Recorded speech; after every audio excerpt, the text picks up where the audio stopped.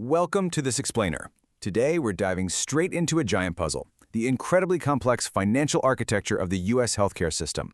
And we're going to unpack it all through a really unique, objective lens, the insider perspective of former health insurance executive turned whistleblower, Wendell Potter. We're going to look at the history, the hard data, and the actual structural mechanics that dictate how your healthcare is paid for, delivered, and, as we'll see, sometimes denied. Right off the bat, listen to this quote. The least important stakeholders are the people who are enrolled in their health plans. Wow, that is a staggering statement, especially when you realize it's coming from someone who spent decades at the absolute highest levels of the insurance industry as a PR executive for giants like Humana and Cigna. Today, we're pulling back the curtain to understand the exact financial reasons why an insider would make a claim like that. Now, what's really interesting about this slide is this staggering figure right here, 58%. Between 2010 and 2022, the average family health insurance premium jumped by 58%. That completely blows standard wage growth out of the water. This directly ties all the macroeconomic stuff we're about to talk about right to your own wallet. This isn't just some abstract policy debate, it's a structural system that literally pushed out-of-pocket healthcare spending to an all-time high of $433 billion in 2022.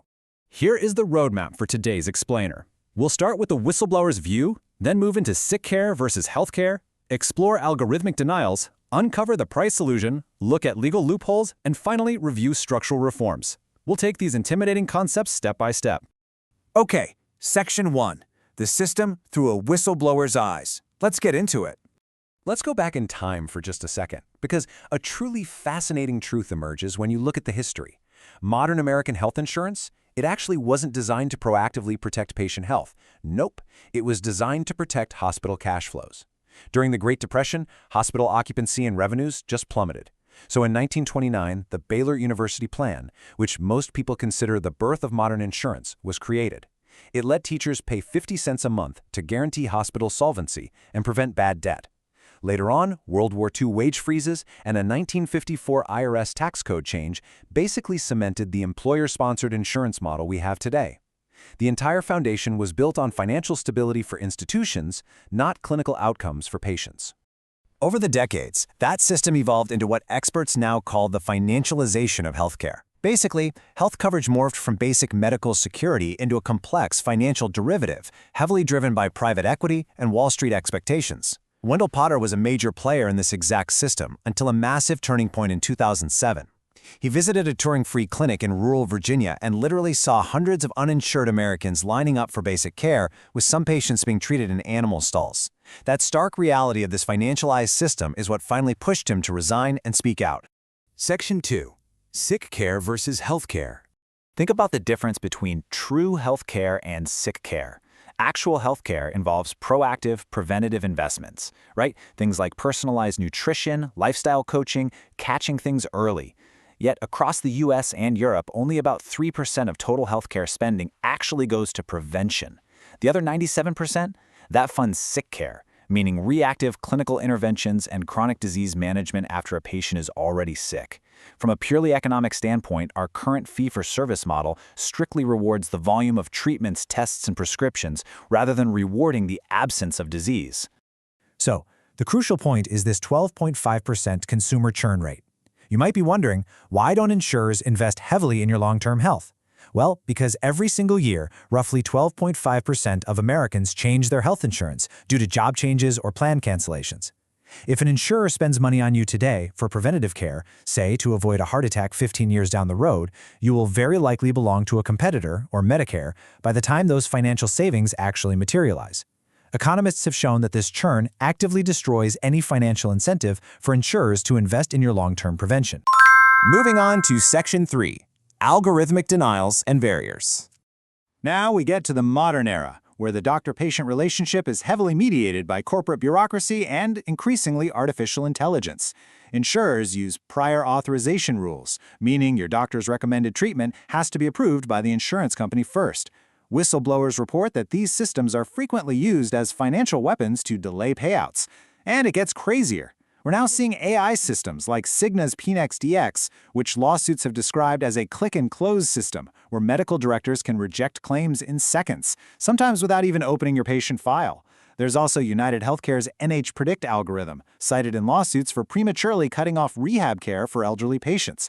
Basically, corporate software is actively subordinating a human doctor's clinical judgment. Section 4. The Price Illusion and Secret Partners.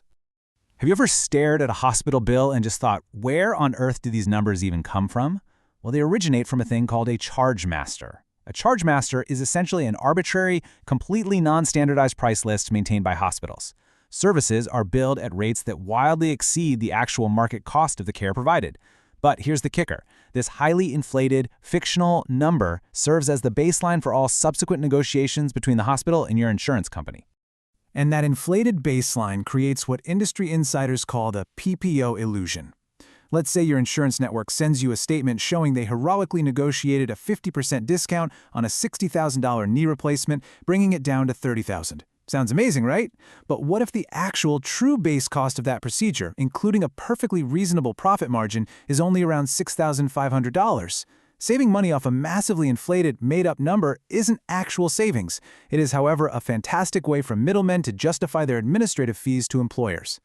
That exact same dynamic exists in pharmaceuticals through what we call pharmacy benefit managers, or PBMs. These are massive middlemen cartels, companies like CVS Caremark or Express Scripts that control around 80% of the entire market. They were originally designed to lower costs, but research shows they often artificially inflate drug prices. They do this through secret rebate traps, frequently choosing to cover highly expensive brand-name drugs over far cheaper generics. Why? Simply because the expensive drugs provide larger hidden kickbacks to the PBM itself. Section 5. Legal loopholes and profits. So let's talk about the Affordable Care Act. It introduced a rule called the Medical Loss Ratio, or MLR, designed to protect consumers by strictly capping administrative profits. The rule requires insurers to spend at least 80% to 85% of the premium dollars they collect directly on actual medical care and quality improvement.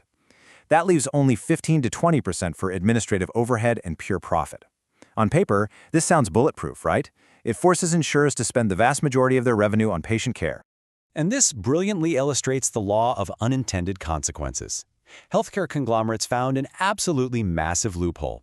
First, since their profit percentage is locked at a maximum of 15%, the only way to make more raw dollars is to raise your overall premiums, inflating the total size of the pie. Second, they utilize vertical integration. Today, a giant insurance company often owns its own PBMs, its own specialty pharmacies, and even local clinics. Third, when a patient uses one of those owned clinics, the insurer pays its own subsidiary at exorbitant rates. So on the official MLR spreadsheet, it looks like they are spending money on medical care. But in reality, they are just legally moving massive profits from one pocket of their holding company to another. Finally, Section 6. Structural reform and solutions. So how do we fix it? Here is a quick summary of the primary structural reform proposals put forward by economists and insiders like Potter. To combat those unchecked algorithmic denials, experts suggest mandating full human oversight and holding medical directors legally accountable for malpractice. To solve the consumer churn issue and job lock, proposals suggest creating portable individual plans, completely detaching your health insurance from your employment status. To fix the pricing illusion, advocates push for reference-based pricing, which ties costs to known benchmarks like Medicare rather than those arbitrary charge masters. And to close that massive MLR loophole, regulators could simply exclude internal transfers within vertically integrated holding companies from being counted as clinical medical spending. Based on the historical evolution, the economic incentives punishing preventative care, the algorithmic barriers, and the massive financial loopholes we've explored today, it all leads to one final question. Is the modern architecture of the U.S. healthcare system truly working to heal patients, or is it fundamentally engineered to maximize profits? I'll leave that for you, the focused learner, to ponder. Keep questioning, keep learning, and we will see you on the next explainer.